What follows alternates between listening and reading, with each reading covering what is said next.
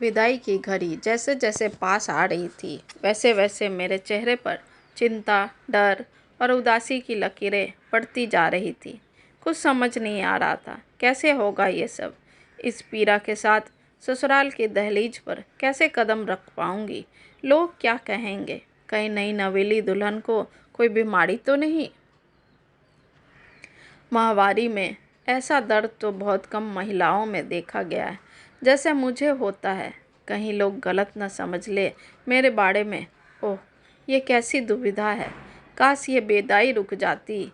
ये सब दुविधा मेरे अंदर यानी भूमि के अंदर चल ही रही थी और माँ भी मेरी चिंता और तकलीफ़ को अच्छी तरह पढ़ चुकी थी। पर अब उनके हाथों में कुछ नहीं था। बेटी की विदाई तो उन्हें हर हाल में ही करनी थी। खैर, विदाई के समय माँ ने मेरे कान में आकर धीमे से बोली, देख बेटा, तू चिंता मत कर।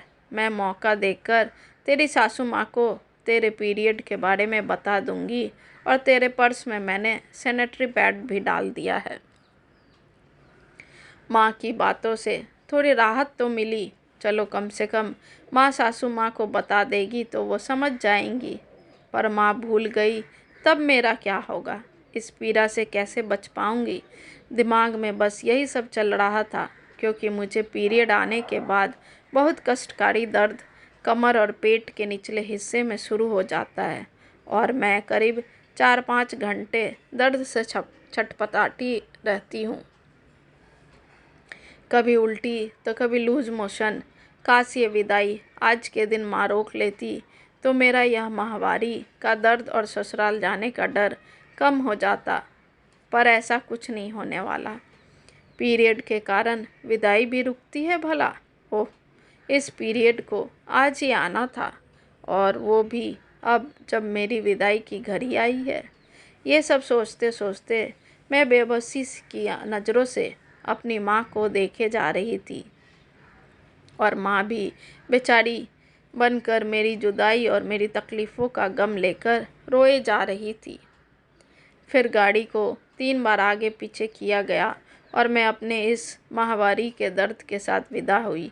मायके और ससुराल की दूरी कम से कम 3 घंटे की थी और मैं बस मोटे मोटे आंसू लेकर रोए जा रही थी और मन ही मन कह रही थी, सच में शादी के बाद यह माहवारी की मुश्किलें भी न लड़कियों को और भी थका देती है। काश ये बात कोई सामने वाले को समझा पाता जैसे मुझे अब अपने पति को समझाना था, इशारों इशारों में।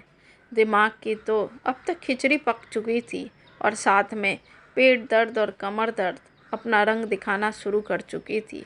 दर्द इतना कि बैठा नहीं जा रहा था और मुख से पतिदेव को बताया भी नहीं जा रहा था। और बताऊँ भी कैसे। अरे अभी अभी तो 7 फेरे लेकर इस बंधन में बंधे थे और अभी अभी उन्हें अपने इस दर्द को बता कैसे दूँ। क्या सोचेंगे। कैसी बीमारी जीवन संगिनी मिली है जो सृष्टि के दिए इस दर्द को संभाल नहीं पा रही है। मन बड़ी दुविधा में था कि तभी उल्टियों का दौर शुरू हो गया। बेचारा पतिदेव बार बार ड्राइवर को कहकर गाड़ी रुकवाते, फिर जल्दी से कार का दरवाज़ा खोलते और मेरे साथ साथ मेरे लहंगे को भी संभालते। कई दफ़ा यही सिलसिला चलता गया। कभी उल्टियाँ तो कभी गाड़ी रोककर वॉशरूम जाना। मेरे साथ बेचारे पतिदेव का भी माहवारी शुरू हो चुका था पर वो इस बात से अनभिज्ञ थे कि मुझे हुआ क्या था, क्योंकि मुझे नहीं लगता कि उन्होंने किसी को अपने घर में पीरियड के दौरान ऐसा कुछ होते देखा हो। खैर, ये 3 घंटे का सफ़र अब तक 5 घंटों में तब्दील हो चुका था और पतिदेव के मोबाइल पर घंटियों का सिलसिला शुरू हो चुका था। क्या हो गया राघव बेटा, अभी तक दुल्हन को लेकर नहीं पहुंचा। गाड़ी वाड़ी तो नहीं खराब हो गई बेटा। बेचारी सासू माँ बेसब्री से अपनी नई नवेली का इंतज़ार कर रही थी और मैं यहाँ अपने पीरियड की पीड़ा से मुक्ति पाने का इंतज़ार कर रही थी। इसी बीच पतिदेव मेरे लिए कोल्ड ड्रिंक लेकर आए और पीने दिए। उसे पीने के बाद जाने कब मेरी आँख लग गई और मैं पतिदेव के कंधे पर सिर रखकर सो गई। जब आँख खुली तो पीड़ा भी कम हो चुकी थी और खुद को ससुराल के दरवाजे पर पाई। फिर मुस्कुराते चेहरे के साथ मेरा गृह प्रवेश हुआ। जिस बात को लेकर मैं इतना डर रही थी वो तो खत्म हो चुका था और मेरे इस पीड़ा को दूर करने में मेरे साथ मेरे हमसफ़र खड़े थे। मैंने इसी का धन्यवाद करने के लिए जैसे ही घूंघट की ओट से पतिदेव को देखा, वो हल्की मुस्कुराहट के साथ अपनी हथेलियों को मेरी हथेलियों पर हौले से रख दिए। तभी सासू माँ मेरे पास आई और कान में हौले से कहती है, भूमि बेटा, तुम्हें ज़्यादा तकलीफ़ तो नहीं हो रही ना? अगर तकलीफ़ ज़्यादा है तो तुम अपने कमरे में आराम करो, ये सब विधि विधान बाद में हो जाएंगे।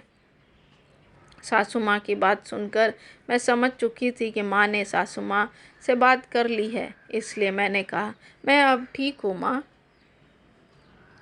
मेरे शब्दों के साथ सारे विधि विधान शुरू हो गए और मैं उस पल को याद कर रही थी कि आखिर मेरे पतिदेव ने ऐसा क्या पिलाया जिससे मेरी आंख तुरंत लग गई, क्योंकि आज तक माँ इतनी कोशिश करती मुझे इस पीड़ा के दौरान सुलाने की, पर ये कष्टदायक पीड़ा आँखों में नींद आने ही नहीं देती।